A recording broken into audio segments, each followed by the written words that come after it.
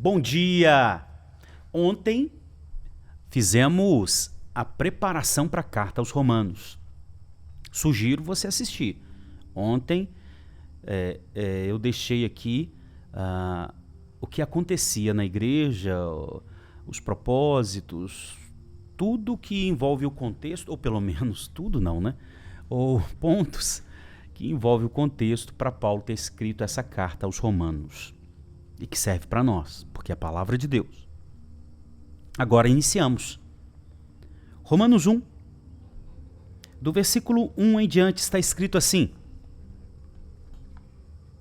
Paulo, escravo de Cristo Jesus, chamado para ser apóstolo, enviado para anunciar as boas novas de Deus, eu escrevo essa carta.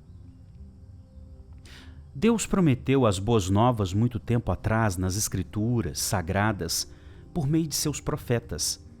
Elas se referem a seu filho, que, como homem, nasceu da linhagem de Davi, e quando o poder do Espírito Santo ressuscitou dos mortos, foi demonstrado que ele era o Filho de Deus.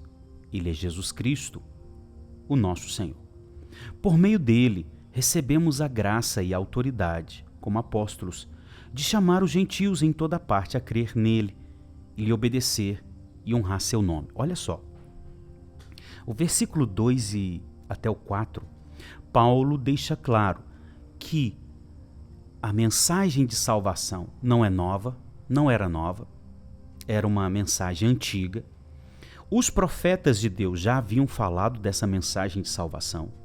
Essa mensagem de salvação, que é o Evangelho, se refere a Jesus, que nasceu sendo um homem como um homem, e que ressuscitou pelo poder do Espírito Santo e provou que ele também é o Filho de Deus. Olha aí, que legal. Evangelho é antigo, já desde o Antigo Testamento. Evangelho fala de Jesus, o Jesus humano e o Jesus divino. Jesus humano e divino. Ele, Jesus, é o nosso Senhor. Ele é o centro do Evangelho. Jesus é o Evangelho. Jesus é as boas novas. Jesus é a mensagem de salvação.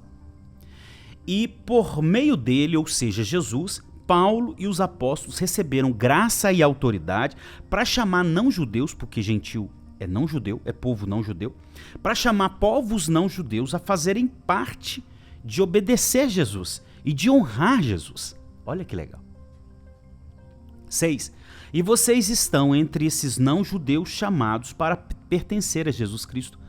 Eu escrevo a todos vocês que estão em Roma, amados por Deus e chamados para ser seu povo santo. Que legal. Que Deus, nosso Pai, e o Senhor Jesus Cristo lhes dê graça e paz. Então esse do versículo 1 até o versículo 7 são as saudações de Paulo, mas ele já coloca ali questões do Evangelho já nas suas saudações. E do versículo 8 ao 17, Paulo fala do poder dessa mensagem de salvação. Preste atenção. Versículo 8.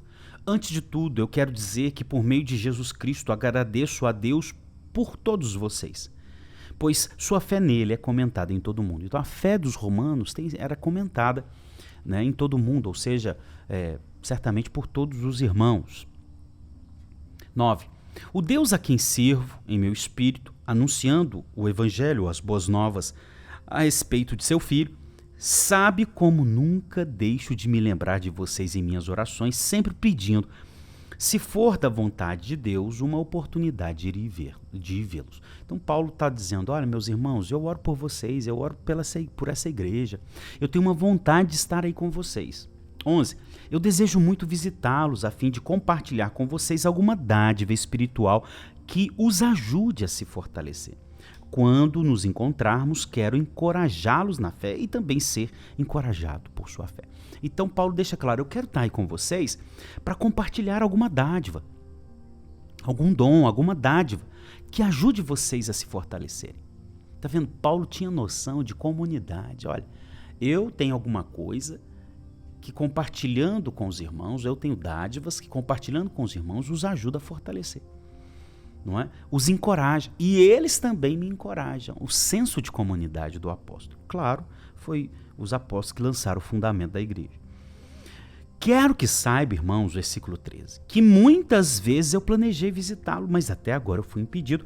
Meu desejo é trabalhar entre vocês e ver frutos espirituais como tenho visto entre outros não-judeus, povos não-judeus. E aí Paulo deixa claro outra coisa, o desejo, ele sempre queria visitar, mas foi impedido.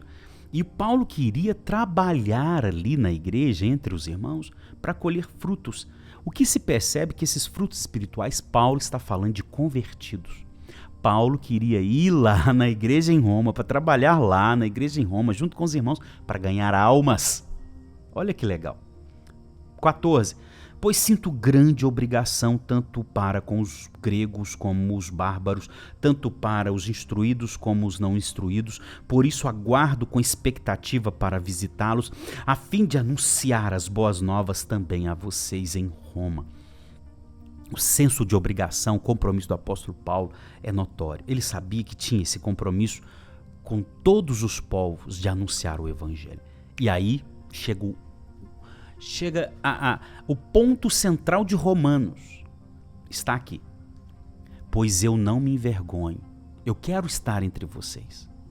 Porque eu não me envergonho do evangelho, das boas novas a respeito de Cristo. Por quê, Paulo? Porque essas boas novas é o poder de Deus em ação para salvar todos os que creem, primeiro o judeu e também os gentios. Aí tá. Paulo revela que é pela pregação das mensagens de salvação, ou a pregação a respeito de Jesus, é por essa pregação que Deus libera o poder para salvar as pessoas que dão crédito a essa pregação, a essa mensagem. Eu preciso pregar a mensagem de salvação. As pessoas que dão crédito e depositam a fé ouvindo essa mensagem, Deus libera poder para salvar essas pessoas. Deus salva essas pessoas. Então, o evangelho é o poder de Deus para salvar. Ou seja, a mensagem de salvação pregada é o poder de Deus para salvar aquele que dá crédito à mensagem, crê no que a mensagem está dizendo, e aí Deus vai e salva essa pessoa. Primeiro o judeu, porque quem tem a primazia do evangelho é o judeu. É por isso que nós temos que orar pela paz em Israel e nós precisamos orar para que os judeus se convertam. E também é um dos sinais, a gente vai ver nessa carta, da volta de Jesus, é a conversão em massa de judeus, é o Israel sendo salvo. Primeiro do judeu e também dos não-judeus, ou seja, dos gentios. Aí vem o 17. É no evangelho, ou as boas novas revelam, descortinam, trazem clareza. As boas novas revelam como Deus nos declara justos diante dele. É a mensagem de salvação que revela como Deus nos torna justos ou declarado inocentados diante de Deus. O que do começo ao fim é algo que se dá pela fé. Ou seja, Deus nos declara justos do começo ao fim pela fé.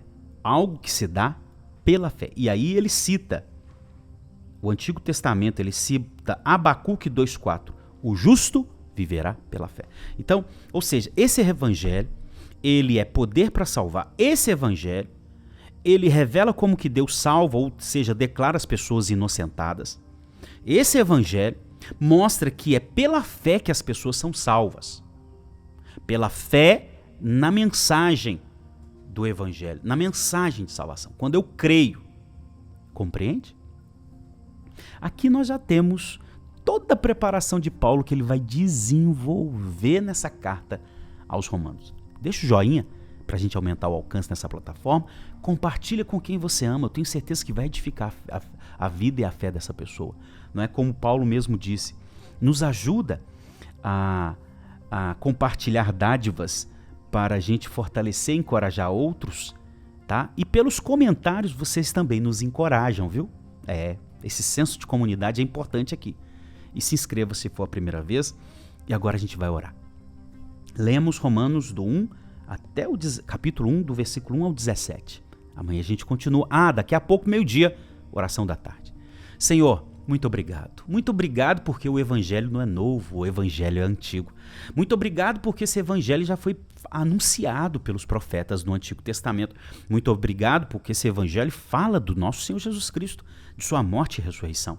Encarnação, morte e ressurreição. Muito obrigado é que quando a pessoa ouve esse evangelho, que é uma mensagem de salvação, e crê, dá crédito, essa pessoa é salva, seja judeu ou gentil. Muito obrigado, porque por essa mensagem o Senhor revela como o Senhor declara as pessoas inocentadas dos seus pecados.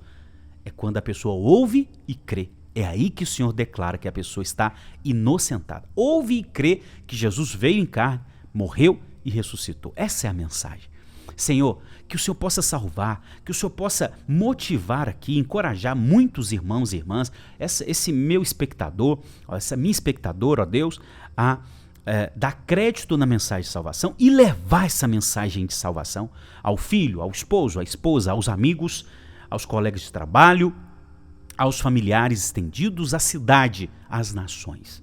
Obrigado, Jesus, porque o poder que o Senhor tem para salvar é liberado quando a pessoa crê no Evangelho, na mensagem de salvação da cruz e da ressurreição. Que assim seja, Pai. Tenha liberdade. Amém? E amém. Amém? Deus abençoe, viu? Hoje, meio-dia, e amanhã, 5 da manhã, graça e paz.